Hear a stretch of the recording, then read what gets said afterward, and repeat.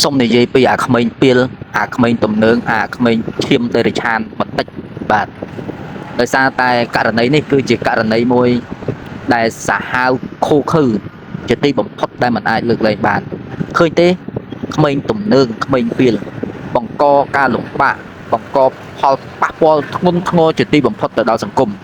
នេះប៉ូលីសវាហ៊ានលើកដៃចាក់សម្លាប់អានេះគឺពីបទប៉ុនប៉ងមនុស្សឃាតហើយមានចេតនាគ្រោងទុកជាមុនហើយ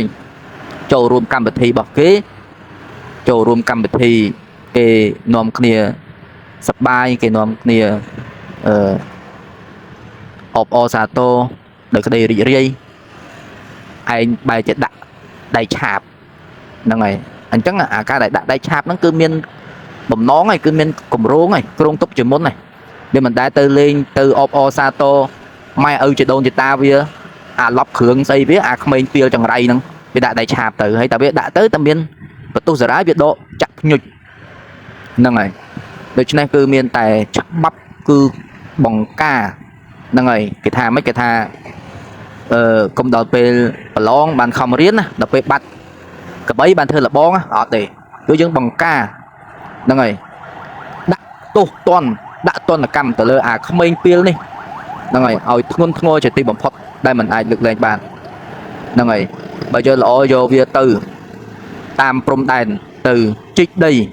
ទៅកាប់ឆ្កាទៅលីស៊ីម៉ង់រៀបឥត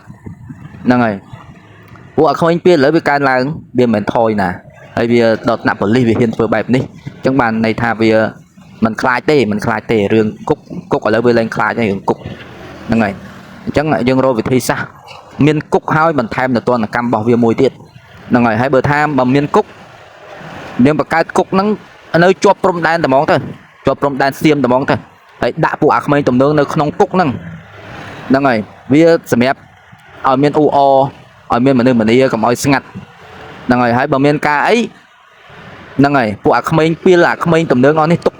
បើមិនចំណេញដកចេញក៏មិនខាតដែរបលែងបង្វឹកឯងនៅក្នុងគុកហ្នឹងឲ្យឯងទប់ទល់ជាមួយនឹងអាខ្មាំងអាចោសៀមហ្នឹងទៅហើយបើនៅក្នុងគុកហ្នឹងបង្កើត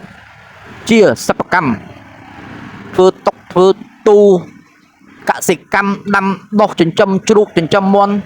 នេះហើយជាទណ្ឌកម្មឲ្យឯងធ្វើនៅក្នុងហ្នឹងបានចំណូលមកចូលរដ្ឋឬមួយក៏ចំណូលចេញពីអាក្មេងពីលហ្នឹងអាក្មេងឈាមឆ្កែឈាមដេរិឆានឈាមថោកហ្នឹងយកចំណូលរបស់វាហ្នឹងយកមកផ្គត់ផ្គង់ជនរងគ្រោះឃើញទេគាត់ដេកពេទ្យអត់ដឹងខ្លួនផងហើយដឹងមិនមកអាចនឹងពិការឬក៏អាចនឹងធ្ងន់ធ្ងរបាត់បង់អ្វីមួយដែលថាកាយសម្បត្តិអ្វីមួយក៏យើងមិនដឹងណាព្រោះថាវាធ្ងន់ធ្ងរពេកនេះហើយលទ្ធផលនៃអាក្មេងឈាមថោក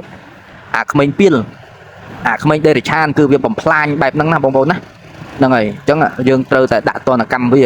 យើងត្រូវតែមានច្បាប់គ្រប់គ្រងលើវាបង្ការទប់ស្កាត់កុំឲ្យដល់ពេលមានរឿងអញ្ចឹងបានដាក់ទណ្ឌកម្មរបស់វារងគ្រោះនៅតែរងគ្រោះលទ្ធផលគឺឈឺចាប់